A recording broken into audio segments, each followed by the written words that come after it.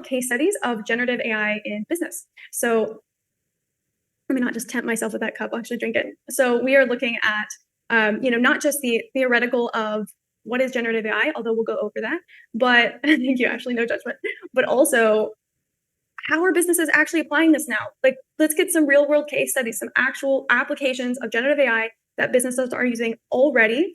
It's still relatively early in the game. Generative AI has not been commercially available for more than a couple of years at this point. And so it's really only become very viable and very good over the last year and a half. So we're still very early on, but there are companies that have taken the leap and implemented generative AI and have some really, really cool results out of it already.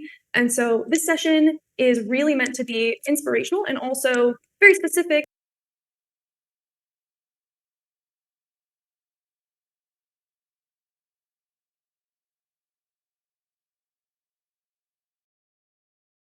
Studies. This also could be really helpful if you're trying to get buy-in, if you're working in a larger organization and you need to show, what's possible with generative AI. You can point them to some of these examples and some of the studies that we're going to go over. So let's get into it because it's the fun stuff. Before I get too deep, I will just let you know who I am. My name is Laura Kay. I presented with the Ikigai Growth Tribe for a while now, and I really, really love this group. I'm the founder of How Now, which is an AI operations group. We basically help teams create more and admin less because I'm all about not dealing with Excel sheets all day and letting the bots do that while we have fun working on the creative parts of our jobs.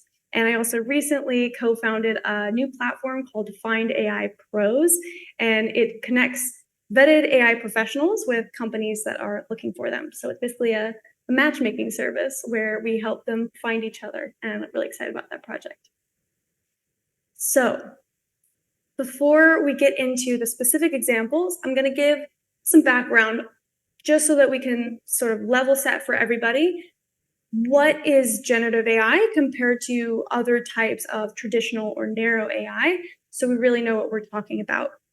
What's different about generative AI is how skilled it is, how skilled these models, generally large language models, they can also be multimodal models as in voice, vision, etc. How they can process and generate natural language as in not code. So you're able to communicate directly with a machine using natural language, just like you would with somebody else, rather than needing to understand and use code. Oh, thank you, Gail. You can check out the link in the slide deck that'll go out after this, and I can also, I'll just put the link in the chat. There's a waitlist.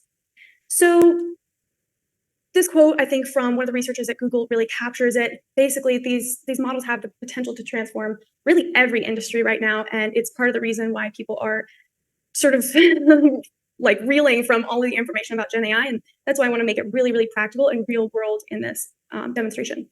But if you're looking for strategic ways to apply AI in your own business, I would absolutely recommend the session that I did recently with Ikigai Growth Tribe on strategic AI adoption, because this session is going to give you a really good vision of what's possible with generative AI. It'll actually support that session because it'll give you some use cases that you could look at or problems that you could look to solve. But that session that's in your recordings goes through hands-on exercises to actually decide where to apply AI or generative AI in your own business or startup or nonprofit even.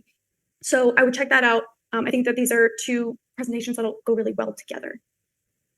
There's a new report out, and actually last time we were in a session, someone asked, is there recent data that's not just from 2023? I want to see some 2024. Well, I found it. Microsoft and LinkedIn released a report called AI at Work is Here. And that report found a lot of really powerful statistics. I think if you're looking to get buy-in from anyone in your company, that's a great place to point them or to pull those stats. So I've linked it down in the bottom here. You can check this out. You'll get the slides afterwards, so you can find any of the resources from today. But basically 3/4 of global knowledge workers are already using AI. And right now it's mostly happening at the individual level. So while I'm going to show you use cases of companies that have applied generative AI in their products or across their organization or for all of their customer support, for example, most companies are not there yet. Most companies, where they're using it, it's actually their employees or their founders, their contributors are already using it. And a lot of times these companies don't really have a strategic plan. to roll out generative AI into the company in a way that's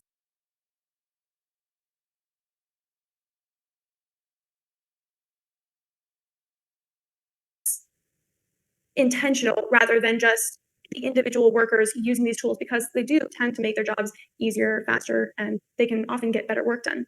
So it makes a lot of sense that right now we're at the intentional or the individual adoption phase, but I would love to see us move toward a more intentional phase where there are strategies that are basically supporting the employees and knowing how to use these tools, knowing where it's safe and really relevant for the tools, because otherwise it can actually be dangerous. And also, it's just not very effective to have everybody learning it in a at a different pace and applying them to part of their business that their coworker doesn't, and so you're getting kind of uneven results at this point. So let's look at a theoretical example that's not so theoretical, because LG, the big home goods manufacturing company, is actually doing something very similar to this that we'll look at later. But I just wanted to go over, before we get into specific companies, what could be kind of a before and after of a customer's journey, because a lot of this we're going to.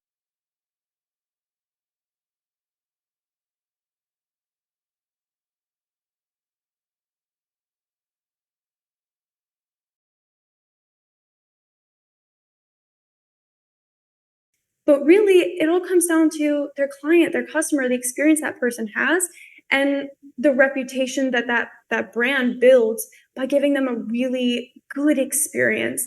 And I thought of this because I live here in Albania, where a lot of appliances might be kind of older.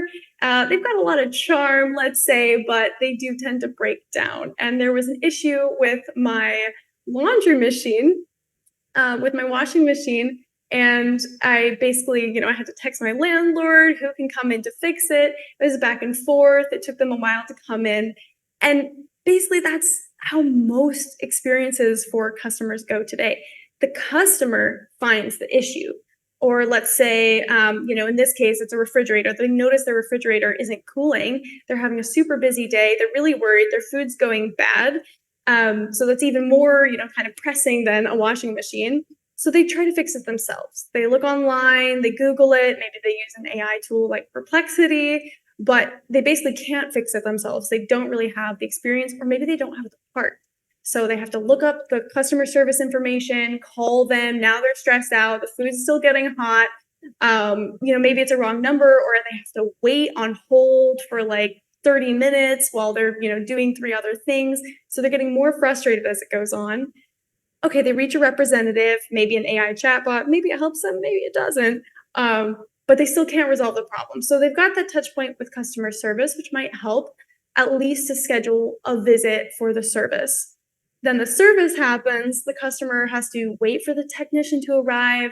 That person has to accurately diagnose the issue, but still maybe they don't have the parts to fix the fridge. So then there has to be another waiting period where the customer waits for the parts to ship, they finally get it fixed, and then, maybe they have an issue again in 6 weeks and they have to follow up again, and the whole cycle repeats. This might be familiar, maybe it's not your fridge, maybe it's something else, but this is a really typical customer journey right now. And it causes a lot of frustration. And this might be, any moment in this whole cycle would be a moment for the customer to consider, should I go with another brand? And it can really lead to some more dangerous consequences if you're looking at something like, automobiles or healthcare, things that we're using that really impact our well-being. But specifically for a fridge, it might give you some weird bacterial stuff if you eat that food. So now let's look at what this could be like with generative AI or after adopting generative AI. So this kind of capability is basically coming onto the market already. You can have a smart refrigerator that detects an issue internally before the customer even notices, and then proactively acts to address the problem. So it might be able to repair itself from the inside. It might notice, we're running out of coolant. Maybe there's internal store of extra coolant and it goes into the right area within the fridge, or it at least notifies the customer, hey, you're going to need to get some more coolant for this refrigerator. I'm not saying there's really coolant. I don't know refrigerators. I just know AI. But let's say that the AI basically recognizes that because it can use natural language, it can communicate with the customer. It doesn't even need to, send something by a typical robotic process automation. It doesn't have to be encoded. It could actually deliver that message in natural language, and it could give the customer step-by-step troubleshooting, whether it has like a built-in voice agent within itself. You could talk with your fridge about how to fix it, or whether, maybe it sends you a text automatically or something like that. If there's a problem that the customer still can't fix, well, then the AI can actually schedule a service visit. It could be connected with the other tools that the company is already using to get technicians to come over to your place. And again, this is proactive. This is not just, oh, something's broken and now we need to fix it, although that's useful too. This is, hey, something's going to break down, so I'm going to be proactive and actually nip it in the bud before your fridge ever shuts off. So the AI can then notify the technician who comes out, does a service visit. We still need that human in the loop to actually come and physically repair the refrigerator at this point. So they come with the necessary parts and tools because they already know what the issue is. If you see before, they might have to come out, see what the problem is, get the parts, and then come back. But if we have generative AI in the loop and also some narrow AI here in the loop, then they come with the parts already. The person comes, they repair the refrigerator, and it's fixed before there was ever ever a problem. And then potentially the AI could even follow up with the customer and say, hey, I hope you're happy. Here's a survey about our service. Here are some tips to make sure your fridge is running smoothly. So all super proactive and something that the customer never even had to worry about. Behind the curtain, this is essentially, and you can dig into this after the presentation if you want, I won't go too detailed, but this is basically the AI that's functioning behind the scene. So when the appliance is noticing something, it's actually using really advanced sensors and also some neural processing units to basically give real-time monitoring where it can sense different parts of the machine, how it's working, and if there are any issues that are crossing over the line and are going to become a real problem. When it's notifying the customer, it's using that natural language processing and generation that I talked about that's really unique to generative AI. When it's troubleshooting, it's using machine learning algorithms that can learn from past data and customer interaction. So let's say that this company has a ton of data on basically the life cycle of a refrigerator and what was happening, what was being picked up by those sensors before a refrigerator shut down. Now it starts to detect, I see some of the same data rising. I recognize that pattern. I've learned from that pattern, and so now I'm going to call it out. Hey, I see some of the factors that have led to a fridge shutting down before, so I'm going to flag it, and we're going to, basically send up an alert. Either I can figure out what it probably is, or I can at least notify the company. Now it starts to detect, I see some of the same data rising. I recognize that pattern. I've learned from that pattern, and so now I'm going to call it out. Hey, I see some of the factors that have led to a fridge shutting down before, so I'm going to flag it, and we're going to, basically send up an alert. Either I can figure out what it probably is, or I can at least notify the company. And then there's that integration with the customer service platform that I mentioned, the parts inventory system to actually get the correct parts. And of course, the human in the loop is just focusing on customer service. They have what they need. They don't have a stressed out customer. They actually can do a better job because they've been giving all the information in advance. And it's not, rush, hey, I need to call you at 2 a.m. because we have a really frustrated customer here. And then the integration with their CRM or customer relationship management tool could make the follow-up message personalized, make sure it has their name and applies to their specific machine, and really just makes it a totally seamless experience for the customer. That's a lot of information, but when we really boil it down, I love this quote from the co-founder and CEO of Google DeepMind, which is that AI is the science of making machines smart. Right now, this is not an esoteric sort of, godlike creature or something. These are machines that are becoming smarter, that are adding new capabilities, and particularly able to understand and generate human-like language. And that's how they're getting smarter right now. They're developing these multimodal models. That's a mouthful, but where they have vision and hearing, and they can generate speech. So they're gaining more capabilities, but it's still a refrigerator. So I think it's important to keep in mind when we get into really what's possible with AI right now and some of these real world case studies and what's theoretical at this point, because there's a lot of hype and I feel it too. I'm super hyped about this, obviously, but there's also a lot of sort of doomsday stuff going around right now. And I think it's important to call out what only exists in theory at this point. So self-aware AI that's, completely aware of itself and has a consciousness, very hard to define. So who knows, who's to say? But right now, most researchers say that that's only theoretical at this point. Same for artificial general intelligence, or strong AI is another thing it's called. And for artificial super intelligence, aka super AI. You can check out those links if you're curious about them. It's a fascinating topic, but to this point, we don't have AI that can perform everything as well as a human can. We don't. There are some areas right now where AI and Gen AI are already excelling. They're already passing, law exams and school exams, but they've been trained on the data from a lot of those exams. So they're basically just recognizing the pattern, accessing the information, and answering correctly. That's really cool, but it's not the same thing as a human making, major creative leaps or huge innovations.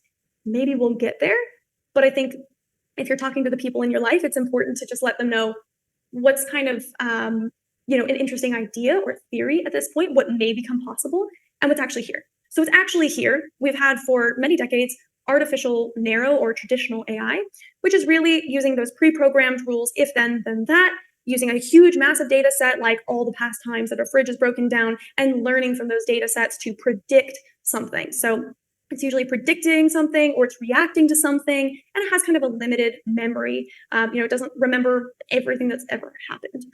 We also have generative AI, which is, like I said, newer. And it is actually a subset of narrow AI, but I think it's important to keep it distinct here because it's trained on some of the largest data sets that are out there.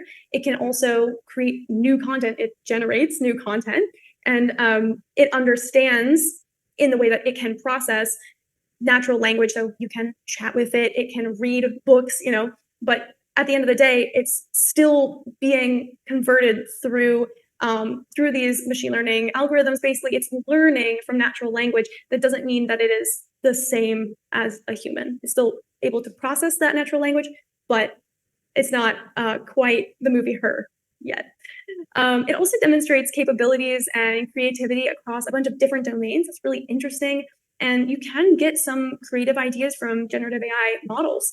Although at this point, most of the time, unless you're getting a really specific prompt or really specific input and some new fresh data for it to kind of chew on, the output that you're going to get are not going to be that creative, in the sense that it's sort of taking the average. It's taking the average of everything it's been getting, or actually the mean of all the information it's been given. So if you just ask, like, give me 20 ideas for a book, it's going to take all of the books it can kind of wrangle up that it's ever been trained on and give you an idea that fits within those books. So if you're trying to think outside of the box, you're going to have to give it a prompt that's outside of the box, or use some of your own human brain juice. You can also check out these resources at the bottom on understanding the different types of AI. And this is more of a high level for, an executive level. If you don't want to get too technical with it, which is more the IBM resource, you can check out this McKinsey piece on what every CEO should know about Gen AI, just so you have a base level of understanding. Let me know if you have any questions so far, because otherwise I'm just going to keep going.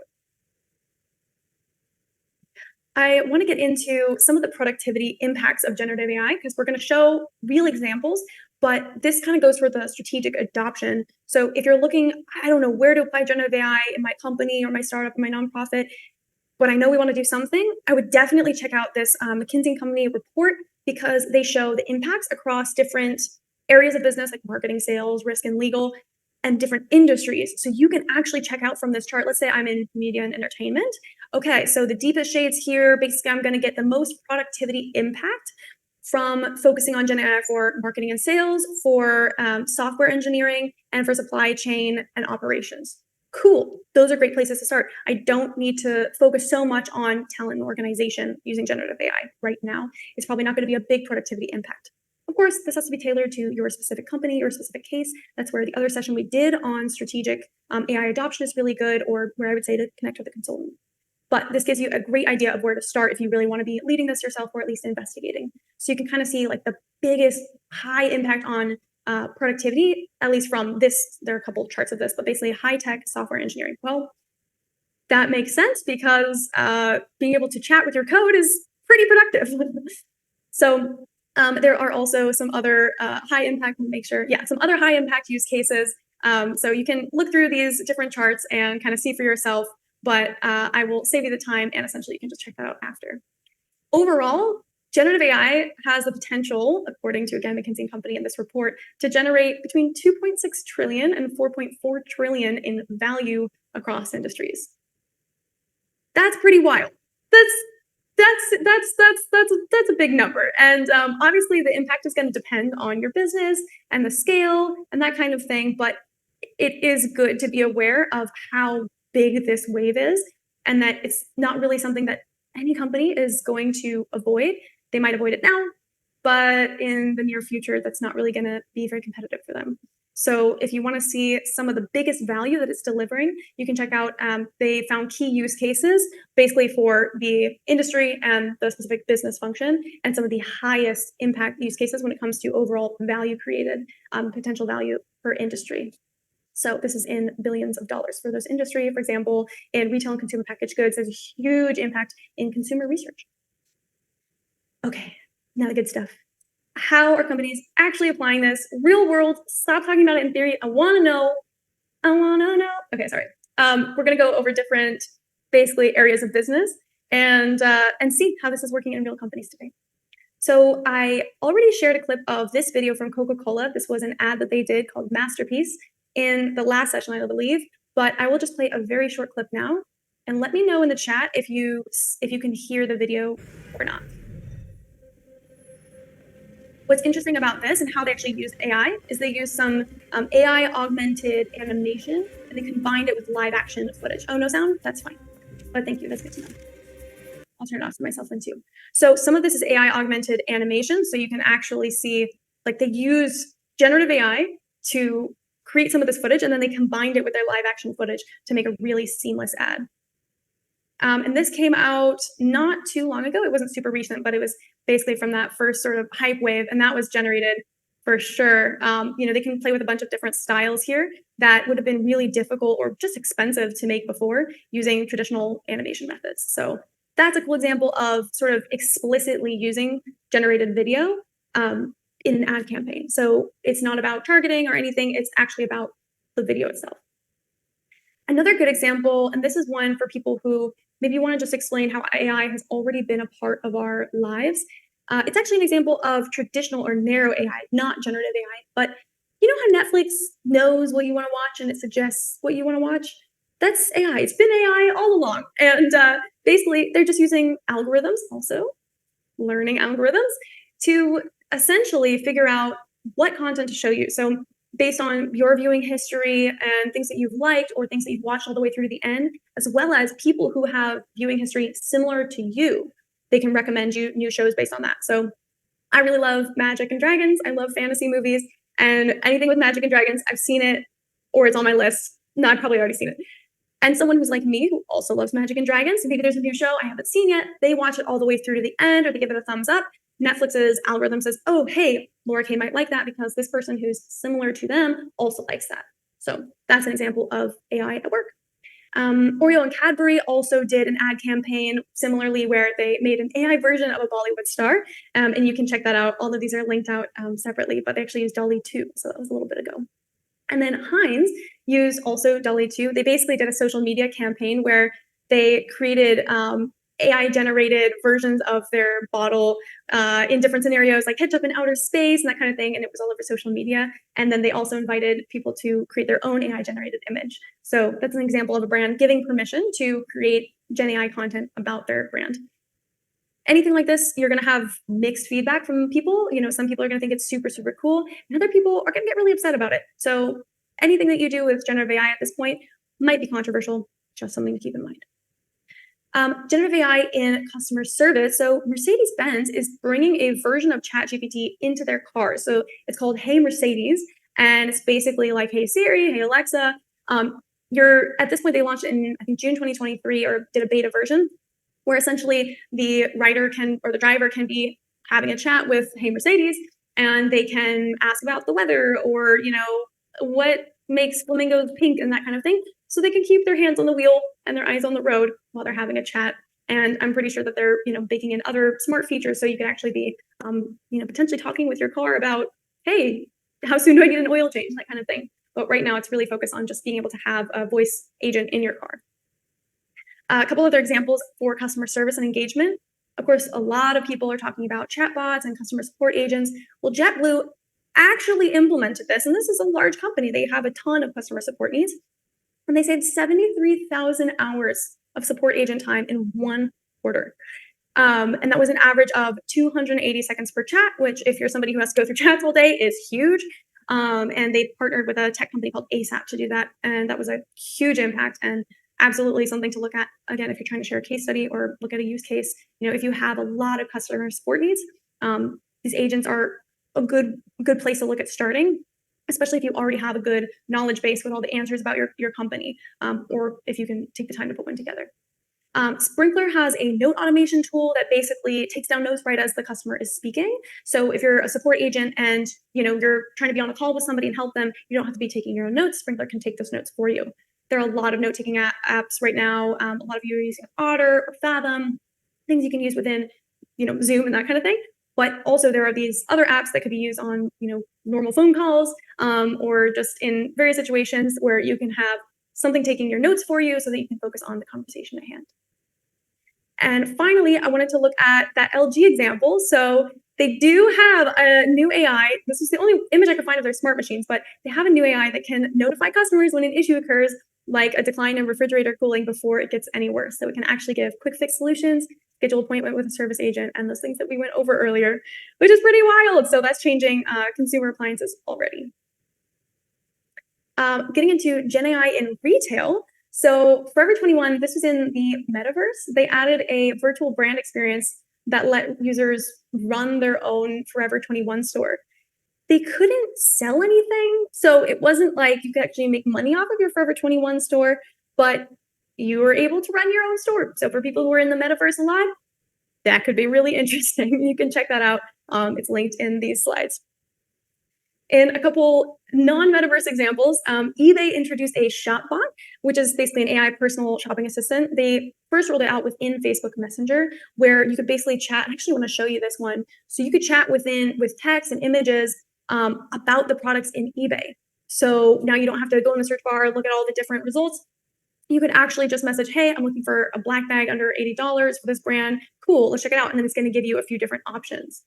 So that is a really powerful use case because they already have the data. They already have the listings. The sellers want to sell them. The buyers want to buy them. It's just a matter of making that connection easier on their platform. And generative AI is making it possible to have a chat search. So I thought that was a really good example. And then Walmart also used a chatbot, not for customers, but for negotiating with suppliers. And I haven't seen a lot of things like this, but they actually closed almost 90 deals with item suppliers for their stores, and had a good close rate. And 83% of suppliers actually liked the interaction. So they didn't even have a super negative experience. There was a pretty good cost savings for Walmart, and they got some favorable terms. And when I actually read about these supplier negotiations, basically the suppliers were pretty happy. They felt like this experimental chatbot did a good job of understanding what was important to them, reflecting it back, and basically making a fair deal. So that's super new, and it was an experiment, so it's not like they've rolled it out across all of their supplier negotiations, but definitely an interesting use case. And one more in retail, another chatbot, just because it really works for retail, especially online. Expedia introduced a chat where you can basically get help with planning your travel via chat. It only works in mobile right now, so it doesn't work on the website if you go there, but I think it's only on iOS at the moment. But basically, it's like chatting with a travel agent is sort of their pitch for it. You can also get some exclusive discounts. So, this example, hey, I'm going to Hawaii on my honeymoon. Should we stay on this island or that island? It's actually going to give you information trained on Expedia's data. And then, I presume that it would also try to point you to a booking. So it helps Expedia and it helps the user. Okay, this is a really important area. I wanted to cover some examples of Gen AI in healthcare. So a few different ones here. There's one application called Ada, or Ada, but I think Ada, which was developed by doctors. And it's basically an app that helps give some kind of assessment of your symptoms. So if you've tried uploading a picture of your rash to ChatGPT, you'll probably notice a lot of the time it says, I'm not a doctor and I can't help you. But basically, this app was really made, created by doctors in order to make it easier for people like you and me to upload something about our symptoms. And instead of WebMDing for hours, you could actually have some kind of AI-driven support to help you get some medical guidance and actually assess your symptoms. And they have a ton of users at this point. They've done over 30 million assessments of symptoms. There's also a recent study, so this has not really been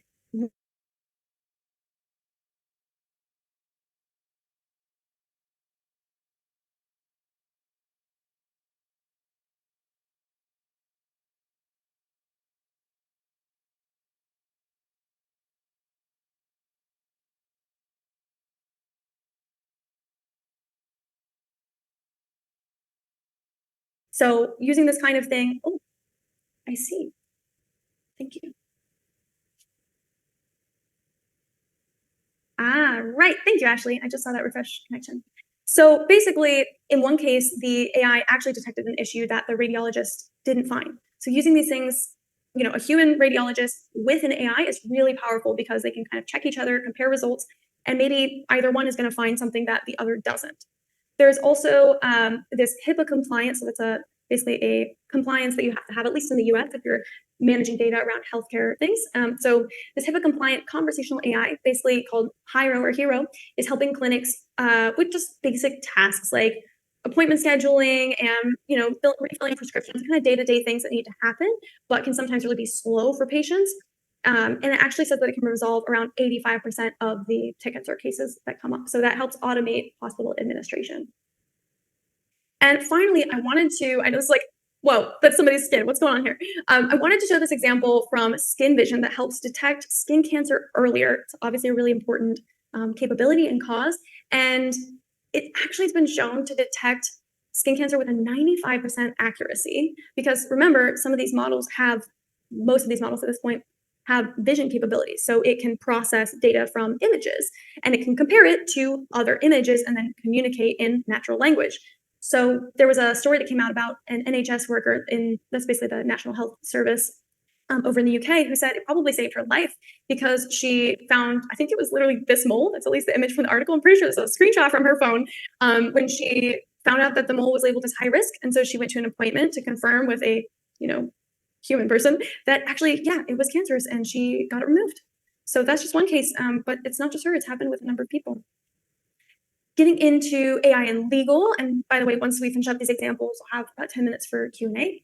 So one case that I think is super, super vital, if you haven't heard of it, there's a project called the California Innocence Project. They use a platform called CoCounsel to help with their mundane tasks. So the California Innocence Project is helping to basically, if there was an unjust arrest and there's someone who's been imprisoned within California, they're working to advocate for the people who were actually wrongfully convicted so that they can get out of jail or prison, and basically pursuing their cases, because a lot of times, people can't afford to hire an attorney to pursue their case. So they're actually a nonprofit, and this AI was helping them with their day-to-day mundane tasks like summarizing documents and drafting documents, that kind of thing, that they said at least helped reduce the time of drafting a letter to a client from 15 minutes to 1 minute. So for that kind of firm, that's a huge deal. To save 14 minutes, they can get through so many more cases and help so many more people who were wrongfully convicted. There are also a couple of lawyer or attorney firm specific LLMs, or large language models, coming out. Legal Robot, which helps sort of people who are not lawyers to understand legalese or legal jargon, hey, can you read this contract and tell me what it really means? Get a plain translation and really understand what you're reading or signing.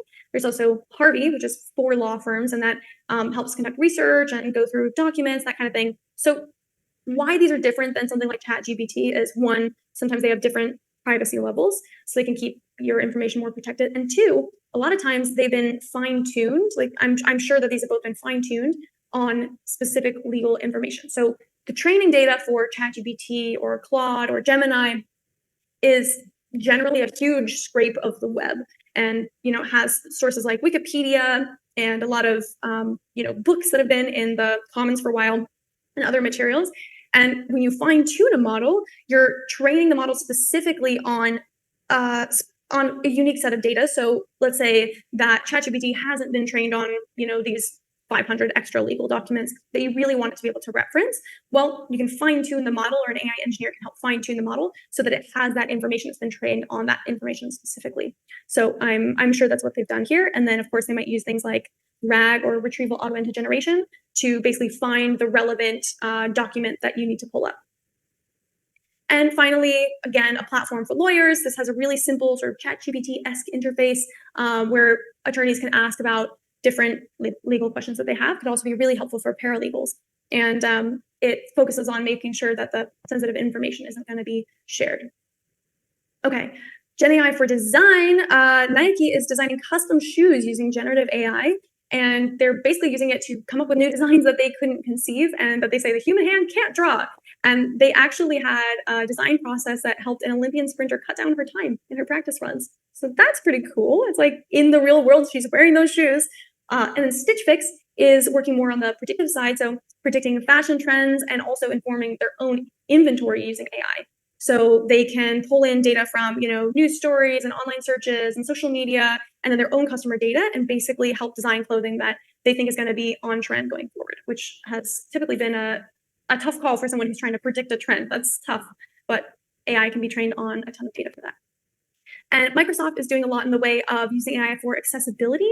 This tool called Hexus Antara tries to basically help reduce the access to books for people who don't have full vision, so they can't read a book like text on the page. And they are basically working on this product to convert textbook and other normal non-academic content into Braille on demand. So you don't have to find a Braille version of a book, which is actually very difficult, but you could just basically scan and get a Braille version of a book. And I think that's really cool. That's one of the cool things that I've seen.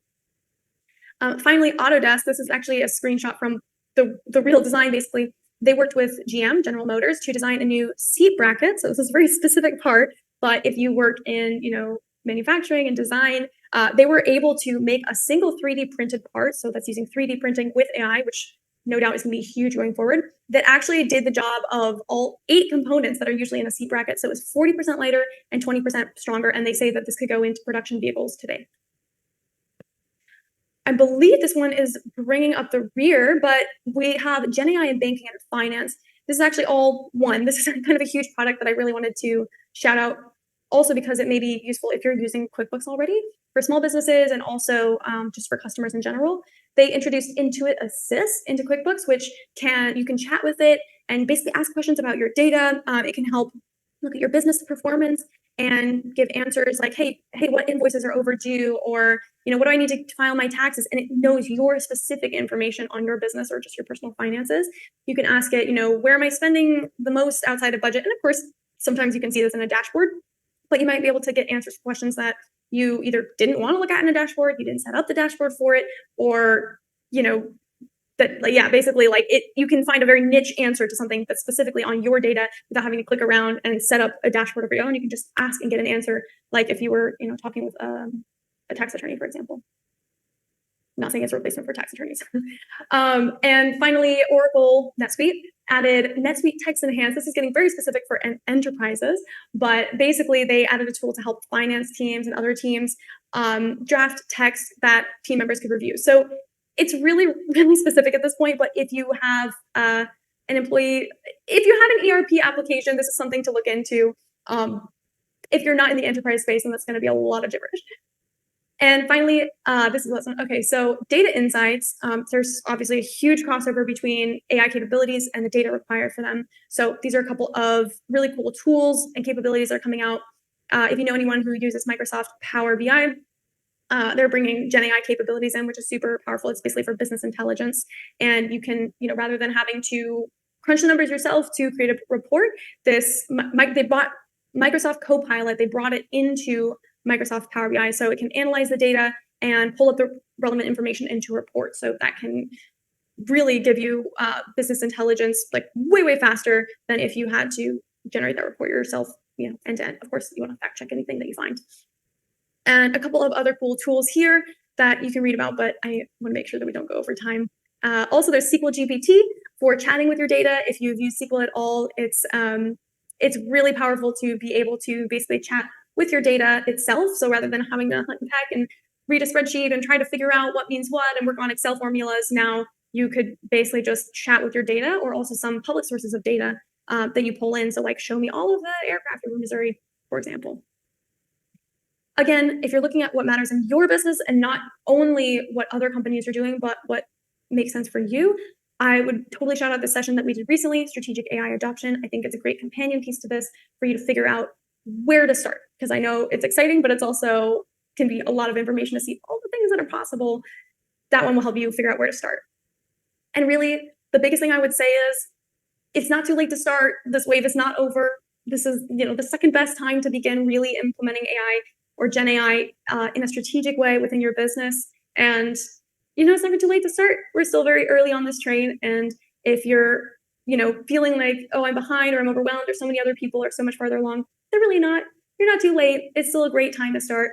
And don't be afraid to do some research, dig in, and really see where you can apply this, because you are going to thank yourself in a year. So I'm curious, for everybody hanging out here, which of these case studies made you think, oh, I wonder if we could do that, or I wonder if that's something I could help somebody with? We might benefit from that. Are there any of these case studies that stuck out to you as something that you would want to try?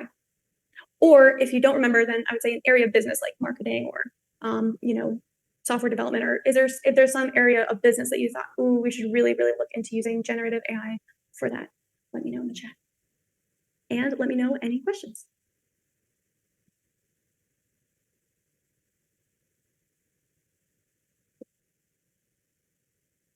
Cool. Ashley says they could use chatbots and for FAQs and marketing.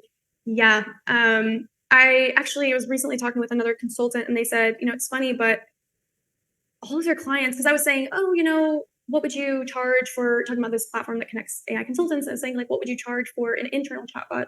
They said, you know what? Actually, no one's been asking for internal chatbots, because we've made the chatbots for their customers, like for FAQs, and then the team is just using the same chatbot, which kind of surprised me, to be honest, because there are definitely different use cases for, where's that file in Google Drive than something that a customer would be asking about. But I guess for most companies at this point, the biggest thing is just getting their knowledge base into a chatbot helps everybody, helps with marketing, it helps with customer service. Just having that one sort of source of truth. Obviously, you need to double check everything, especially in the beginning, but it can have a huge impact right away. Michelle said, I've been thinking about doing something for schools and lawyers.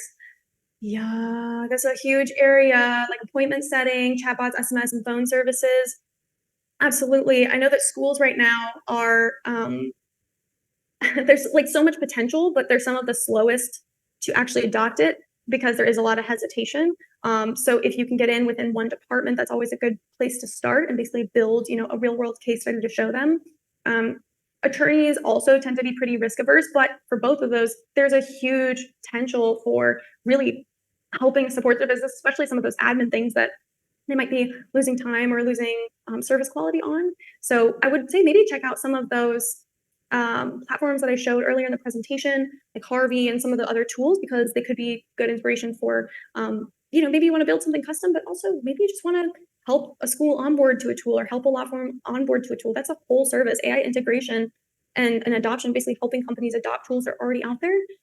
You could absolutely do that, or help them, set up their own custom chatbot, for example, that they can ask questions about, their past cases and what, did we win that case or did we lose that case and where was it? All that kind of stuff. And yeah, appointment setting is a big one as well. Oh yeah. Yeah, Michelle said it's hard to communicate with some parents when you're trying to call them because they don't speak English. Translation is a huge new capability from generative AI, and actually translation is some of the most it's a really powerful use case. And I would be curious if there is like a live call translation tool at this point. If there isn't, get on it, let me know.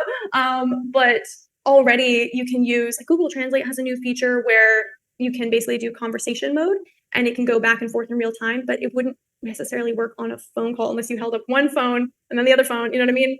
But that capability is basically already there. Also, ChatGPT or GPT 4o although they haven't rolled out the full like multimodal version, basically, where you can have the real-time voice chat, but did another session on that recently, has really good translation capabilities. It's gotten a lot better. And, if there's a tool that's already using that for real-time phone calls, that would be incredible, because you could speak directly to each other and you wouldn't have that translation confusion. Yeah, Sebastian said maybe some automatic email replies from AI, and then only if the full answer was included, a human could answer.